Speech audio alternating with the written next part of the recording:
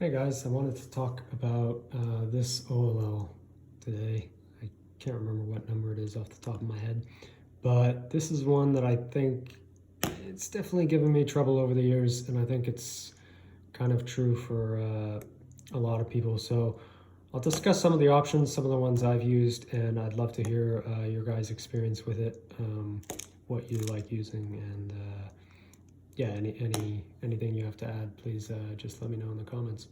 So yeah, some of the options, like I think the first one that people use or learn, and it's still pretty popular even at a high level, is just the lefty version of the righty mirror case.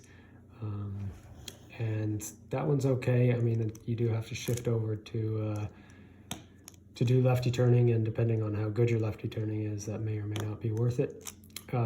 Another option that I don't really see anymore, but used to be more popular a long time ago, was from Y2 angle, and then you would basically do that from the back, and then the only problem was you would be left having to do a sledgehammer into the back, which is not ideal. But people used to try that, and I wasn't thrilled with either of those options. And a funny one that I learned that kind of blew my mind one day, I was eating lunch with a friend of mine many years ago, a guy named Anthony Brooks. You might have heard of him. He used to live in my city.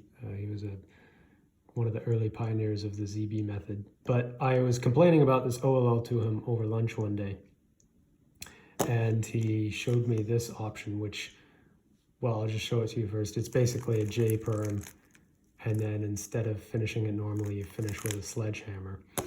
And I can't remember how many moves it is. I think it might be like 16 or something. But yeah, I was like pretty stoked when he first showed me that. But then over the years, I kind of decided against it because it's just very high on move count. 16 moves for an OLL is like kind of unreasonable. But that one is still fun to use, and I do still see people at a high level occasionally use that alg. And then kind of the newer options is, one is from this angle, and you can do it like this,